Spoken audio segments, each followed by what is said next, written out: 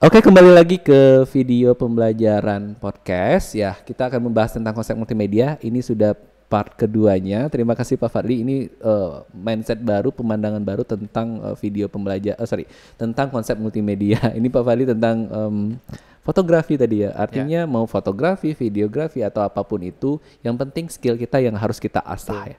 Betul. Nah, menjadi kesenangan, kita nyaman, baik itu dalam senang atau sedih, kita bisa motret juga, bisa jadi gitu ya Pak ya. Jadi tergantung mood juga. Artinya bahkan sekarang platform banyak ya untuk belajar ya. Banyak Dan gratis lagi ya. Benar. Nah pemerintah juga memberikan banyak program untuk pelatihan bahkan tercertified. Dan saya unik sendiri loh Pak. Sekarang itu untuk CPNS mereka minta sertifikat fotografi loh Pak. Serius? Iya. Wow. Iya makanya saya kaget. Tahu. Iya. Ada sertifikat fotografi. Iya. Jadi saya melihat untuk skema, jadi artinya bahwa bidang multimedia ini bisa jadi kalau seandainya memang sah secara hukum ataupun legal, baik itu pendidikan formal ataupun non formal, itu bisa menjadikan cuan ya bisa menopang hidup lah ya Pak ya, sebenarnya beli boba lah ya Pak ya. Bisa. Oke, lalu dari beberapa riset yang sudah Bapak lakukan, multimedia interaktif yang sudah Bapak buat ataupun Bapak kembangkan, apa bisa dicontohkan? Oke, pada tahun 2017 Iya. 2018 ya, itu saya udah pernah melakukan riset itu tentang augmented reality gitu ya. Jadi sebenarnya sudah banyak yang mengangkat tema itu gitu ya. Tapi ini saya lebih ke tentang videografi. Jadi gimana sih cara belajar videografi itu? Kalau kita baca buku itu susah gitu ya, karena kan videografi itu tentang gerak. Benar. Nah itu jadi saya memanfaatkan augmented reality gitu. Jadi ketika orang baca buku itu ada scan untuk code-nya. Nah itu kita bisa ngelihat gitu. Contohnya seperti apa sih?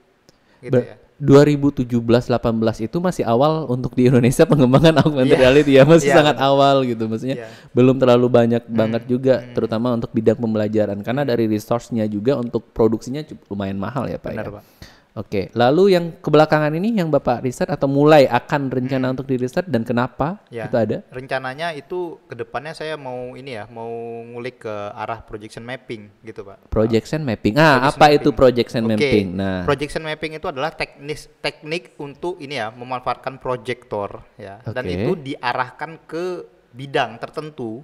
Lalu kita akan menggunakan itu untuk tempat untuk memberikan karya. Karya itu macam-macam. Bisa animasi, bisa foto, bisa video dan lain sebagainya. Dan itu ada kaitan dengan multimedia. Dan itu kadang-kadang ada yang memanfaatkan suara juga. Jadi tidak hanya gambar gitu ya. Jadi ada proyektor ditembakkan ke gedung. Contoh ya. Misalnya kayak di Batam ini yang menarik sih. Mungkin kalau ada dikasih kesempatan saya mau nembak ke alun-alun.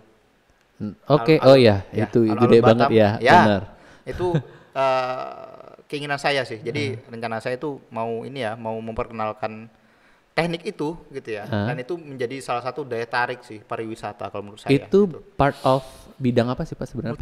Multimedia. Iya. Karena pengembangannya tidak hanya visual Pak. Karena kalau yang setahu saya ya orang-orang itu sudah tidak hanya di visual tadi, tapi juga ada bagian yang khusus di bagian audionya. Nah, jadi itu seperti seperti penampilan yang bisa disaksikan secara terbuka, visual, ya. Nah, tapi juga bisa didengar. Memang harus menggunakan beberapa bantuan kreator lainnya. Speaker yang mendukung juga gitu, karena dia di area yang terbuka luas. Yang saya lihat itu seperti di Monas ya Pak ya? Iya, Monas Monas itu, dan juga di Bandung sudah mulai mereka ngembangin itu gitu. Nah, di Gedung Sate ya? Iya. Nah, itu memang juga bidang fotografi, videografi, animasi, audio itu semua. Beruntung lah yang berada di multimedia ya. Benar. Mereka bisa masuk ke semua bidang gitu ya. Nah, next untuk riset dan sebagainya. Bisa. Kalau seandainya dilihat nih Pak, sekarang untuk dari sisi multimedia dari zaman dahulu ya, artinya kita lihat under 2000 dan after 2000, nggak usah lah, under 2010 dan after 2010, itu perkembangannya bagaimana menurut Bapak sekarang?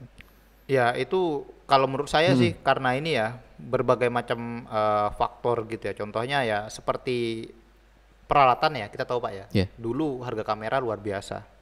sekarang harga kamera ya semua orang bisa jadi fotografer, contoh gitu.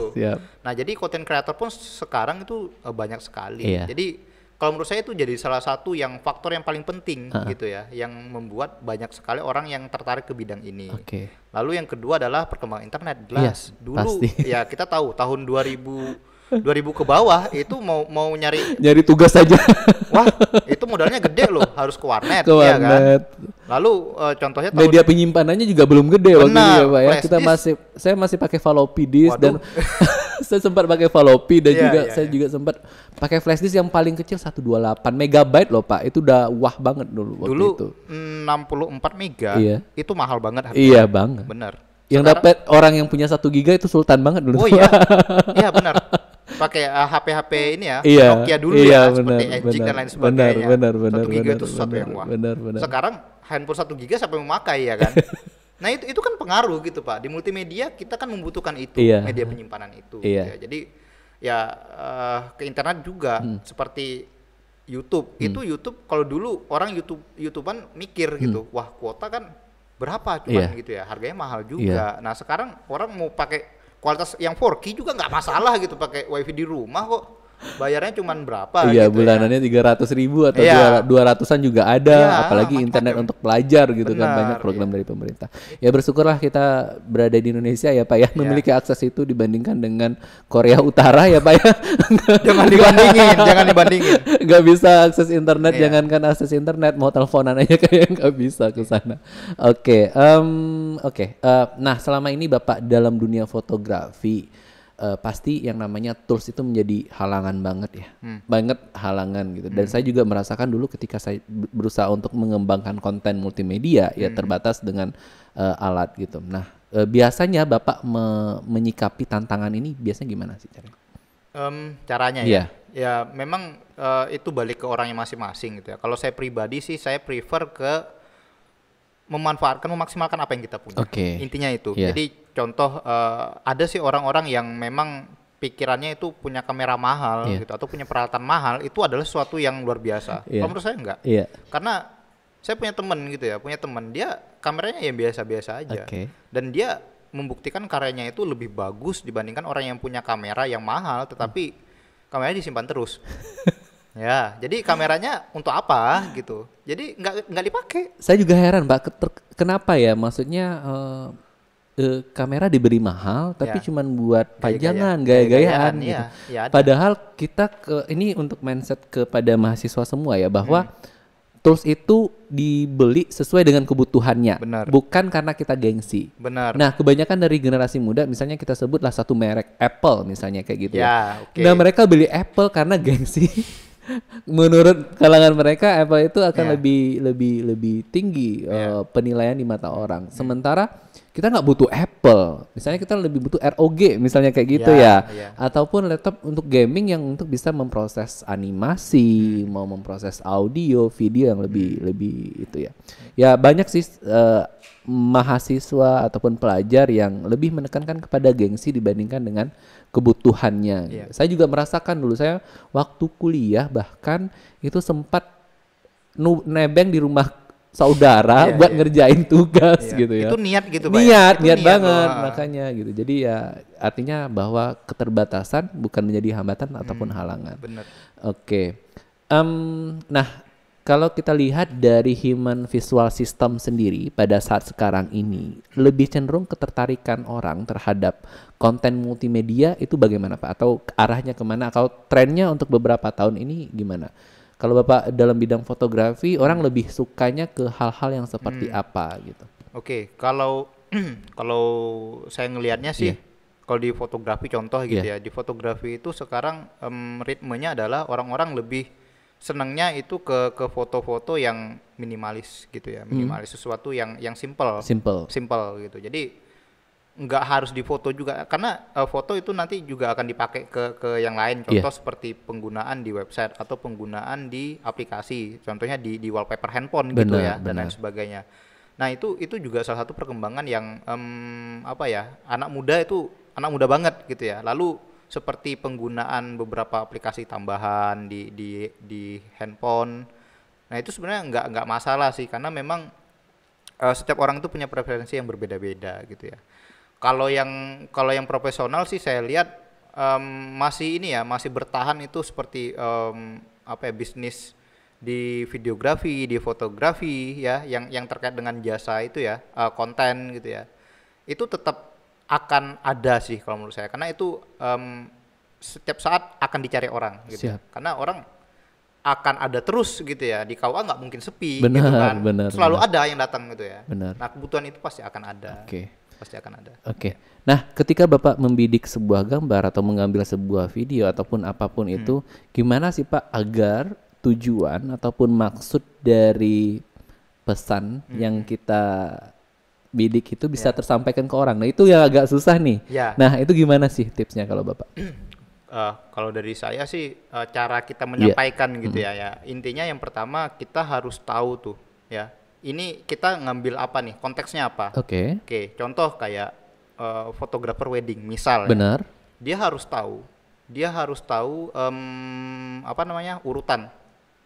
urutan dari acara tersebut. Benar. Contoh gitu ya. Kalau kita bicara wedding itu kan macam-macam gitu Pak ya. Ada yang menggunakan tradisi tertentu, misalnya menggunakan tradisi Jawa, tradisi di Sumatera, ada di Sumatera Barat, ada di Sumatera Utara, di Riau, Melayu dan lain sebagainya.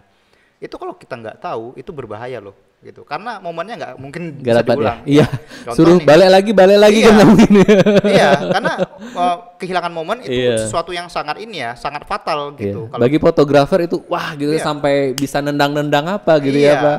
Benar. Nah itu di fotografer dan videografer itu harus paham itu gitu ya, dan juga harus dikemas dengan sebaik mungkin. Gitu saya ingat waktu itu Bapak kesal banget ketika tidak bawa lensa sementara membidik burung gitu loh. Benar.